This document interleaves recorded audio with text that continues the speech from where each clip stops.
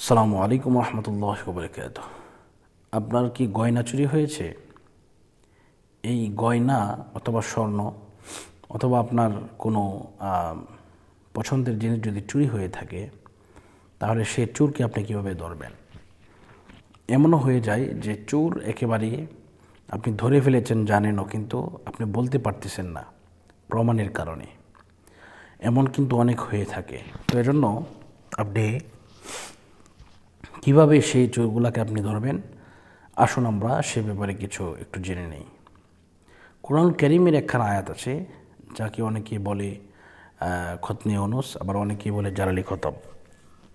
এই খতমে ইউনূস যদি কেউ 1,15,000 মতান্তরে 1,30,000 বার যদি কেউ পড়ে, তাহলে যে ব্যক্তি চুরি করেছে এমন অবস্থা হয়ে যাবে, সে যদি এটার স্বীকার না করে তাহলে তার গলা দিয়ে নাক দিয়ে রক্ত বের হবে, এমন অবস্থা হয়ে যাবে, তার কঠিন অবস্থা হয়ে যাবে।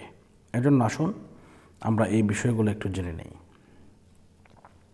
তো প্রথম কথা হচ্ছে, আপনাকে যে কাজটা করতে হবে, পবিত্র জায়গার মধ্যে আপনাকে বসতে হবে এবং পবিত্রতা হয়ে আপনি প্রথমে বিসমিল্লাহ সহ সূরা ফাতিহা একবার, এরপরে বিসমিল্লাহ সহ সূরা ইখলাস 3 বার, কয়েকবার দুরূদ শরীফ পাঠ করার পরে আপনি এটা শুরু করবেন, লা ইলাহা ইল্লা আনতা সুবহানাকা ইন্নী কুনতু মিনাজ জালিমিন। এটি যখন আপনার 100 বার হয়ে যাবে, প্রতি 100 বার পরপর পড়তে হবে ফাস্তাজাবনা লাহু ওয়া নাজাইনাহু মিনাল গাম্মি ওয়া কাযালিকা নুনজিল মুমিনিন। এইভাবে ইনশাআল্লাহ আপনি যদি এই আমলগুলা করতে পারেন, দেখবেন আল্লাহ পাক রব্বুল আলামিন আপনার মনের আশা কবুল করবেন। আপনাকে এমন এমন বুৎপত্তি দান করাবেন, আপনি এমনভাবে মানে আপনার মাল পাবেন, আপনি সেটা কল্পনা করতে পারবেন না। আমি একটি ঘটনা আপনাদেরকে শেয়ার করি।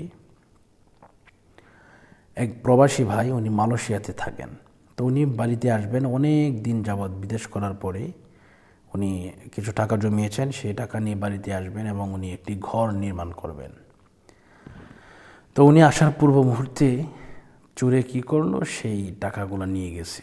তো এরপরে এই লোকটা ইউটিউব থেকে নাম্বার পেয়ে আমাকে ফোন দিল, বলল, হুজুর এই অবস্থা, আপনি আমাকে একটা খতম পড়ে দেন। তো আমি আলহামদুলিল্লাহ ওনার কথাই আমি আমাদের ছাত্রদের মাধ্যমে এটা পড়িয়ে দিয়েছি। তো পড়ানোর সাথে সাথে অ্যাকশান হয়ে গেছে এবং 12 লক্ষ টাকা উনি ফেরত পেয়েছেন।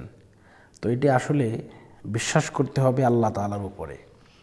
আমাদের কোনো কিছু করার ক্ষমতা নেই, আমরা হচ্ছে ওসিলা, দেওয়ার মালিক হচ্ছে আল্লাহ। এই আশা এবং আকাঙ্ক্ষা মনের ভিতরে রাখতে হবে ইনশাআল্লাহ। তো আজকের মতো এই পর্যন্তই।